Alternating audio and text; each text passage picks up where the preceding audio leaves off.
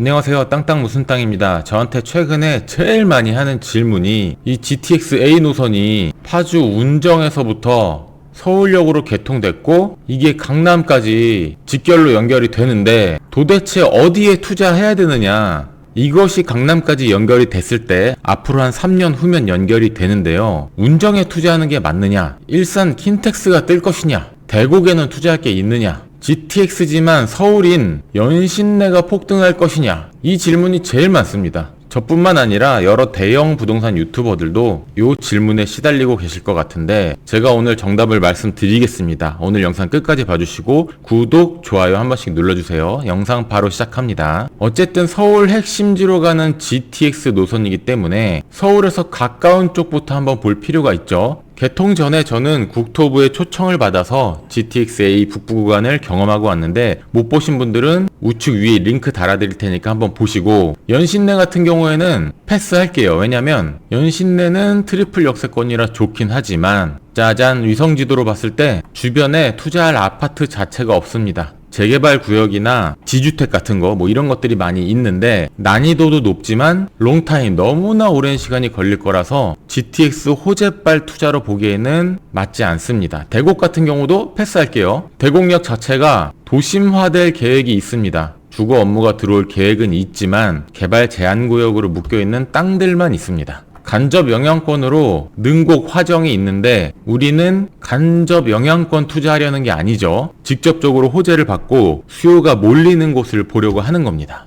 자, 그러면 남은 곳은 뭐죠? 운정, 중앙과 킨텍스, 그리고 대곡과 연신내 사이에 생길 3기 신도시 고양 창릉역이 있습니다. 창릉은 아직 역도 생기지 않았고 도시화되지도 않았지만 신도시로서 이목을 집중받고 있고 창릉역 주변에 분양하는 아파트들이 이렇게나 많은 사람이 관심을 갖고 있습니다. 아쉬운 점은 정작 창릉역 주변은, 여기가 창릉역이고요, 상업지역이나 준주거, 교육시설 같은 것들이 들어올 예정에 있고 사전청약에 이어서 이제 본청약에 들어가는 주거지역 아파트들은 좀 거리가 있습니다. 걸어서 15분 정도? 걸어서 15분이면은 역세권이다라고 말을 할 수는 있는데 어쨌든 간에 수요가 폭발적으로 늘어나기에는 약간은 부담이 있는 거리가 아닌가라는 생각이 듭니다. 그리고 사전청약 때보다 분양가가 1억 이상 올랐기 때문에 30평대 분양가가 7억대, 6억대 이렇게 합니다. 솔직히 말씀드려서 수도권에서 7억으로 투자를 한다고 하면 볼 수 있는 곳들이 너무 많고 교산 신도시나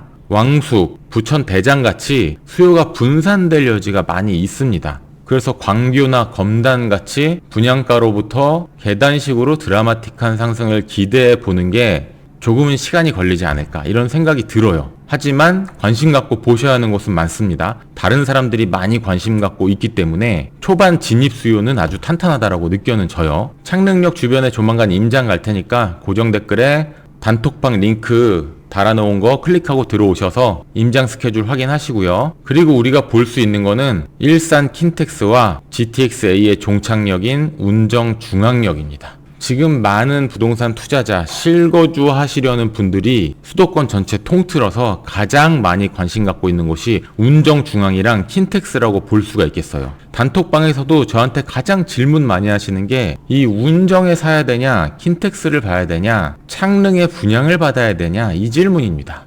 저의 생각은 영상 끝부분에 정리해서 말씀드릴 테니까 제 이야기를 한번 집중해서 들어보세요. 일단 투자처를 선정할 때 뭐가 중요하냐? 뭐긴 뭐예요? 돈이죠, 돈. 돈이 중요한데 일단 파주 운정 같은 경우에는 서울역까지 GTX로 20분, 강남 삼성까지 20여 분, 확실히 직주 근접 도시가 되는 게 맞죠. 이곳은 준신축 아파트인 센트럴 푸르지오 아이파크가 있고요. 이곳에서는 운정 중앙역까지 걸어서 한 7분 정도 걸립니다. 준신축 아파트를 투자하는 방법도 있고 또 운정 중앙역 앞쪽으로는 분양하는 곳들이 있는데요. 26년 7월 예정, 27년 예정, 26년 8월 예정으로 아직 시간은 좀 남았습니다. 이렇게 째려보고 계시다가 한번 노려보시는 것도 방법입니다. 기존 완공된 아파트보다 거리상으로 가까운 곳에 있기 때문에 확실히 더 입지적으로 좋고요. 신축인 거고요. 하지만 창릉과 마찬가지로 이곳도 역 주변으로는 상업시설이 예정이 되어 있습니다. 지금 가면 아무것도 없고요. 이제 개발을 한다는 거예요. 이쪽이 도시화가 다 되기까지는 꽤 많은 시간이 필요할 것 같고, 하지만 선점한다는 입장에서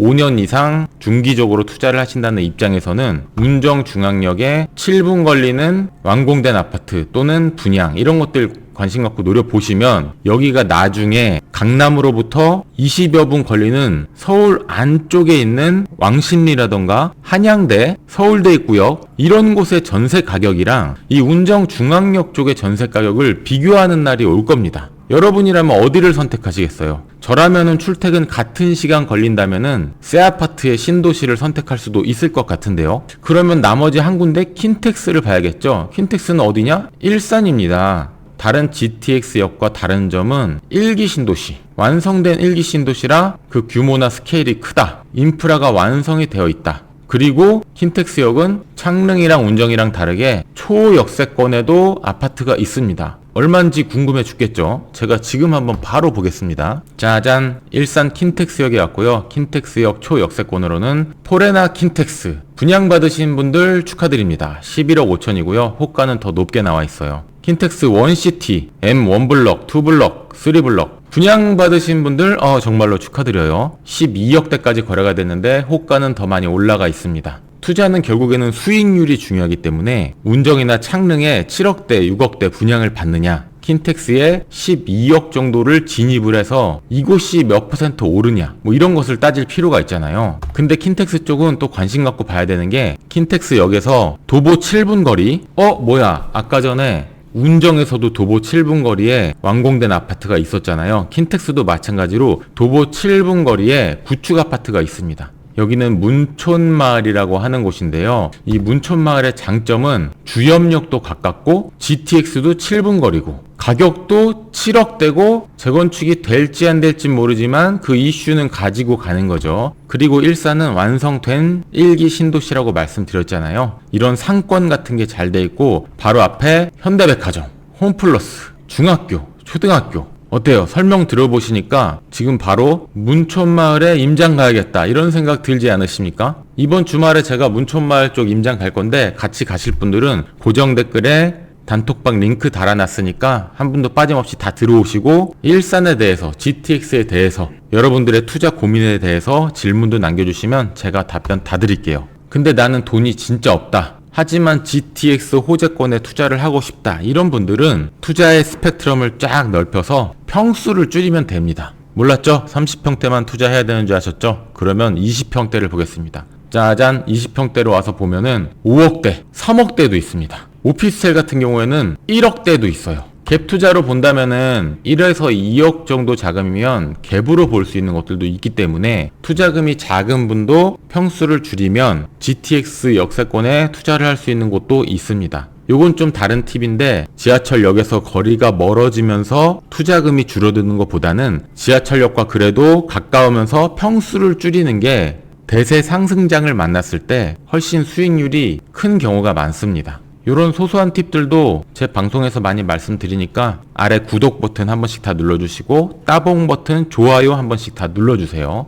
예전에는 현대백화점 앞에 GTX가 생기는 줄 알고 현대백화점 주변에 임장을 많이 갔었거든요. 근데 하나 아래쪽으로 킨텍스역 GTX가 생겼습니다. 도보권으로 요 정도까지 볼 수 있기 때문에 직접적인 영향을 받는 곳들이고, 이 주염역 3호선 라인도 결국에는 3호선을 타고 그대로 내려가면은 아래 대곡역에서 또 GTX를 환승할 수가 있습니다. 킨텍스 주변은 킨텍스 주변대로 GTX A 노선을 이용해서 강남에 빨리 갈 수 있고, 일산에서도 이 3호선이나 경의중앙선, 서해선 라인을 이용할 수 있는 곳들은 한번 환승은 해야 되긴 하지만 대곡역에서 또 GTX를 이용할 수 있습니다.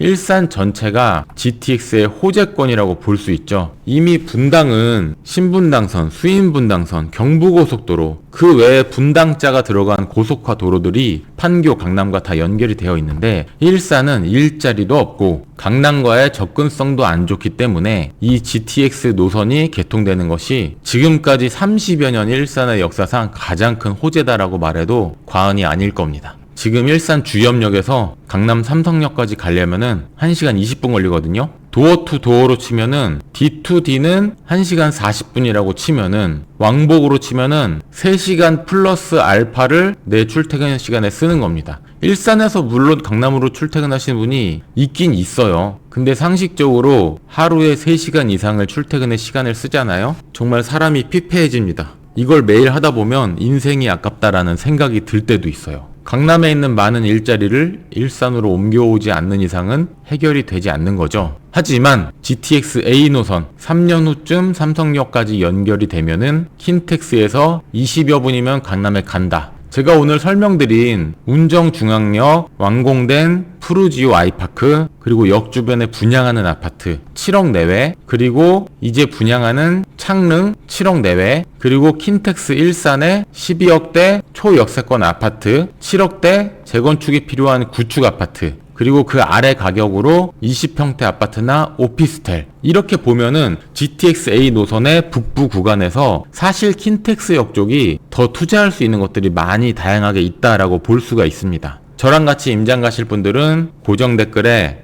단체 카톡방 링크 달아놨으니까 다 들어오시고, 제가 하루에 한 번씩은 꼭 들어가서 여러분이 남겨놓으신 부동산 질문에 답변해드리고 있거든요. 부동산 질문도 단톡방에서 많이 남겨주세요. 감사합니다. 지금까지 부동산 유튜버 땅땅 무슨 땅이었고요. 다음 영상에서 다시 찾아뵙겠습니다.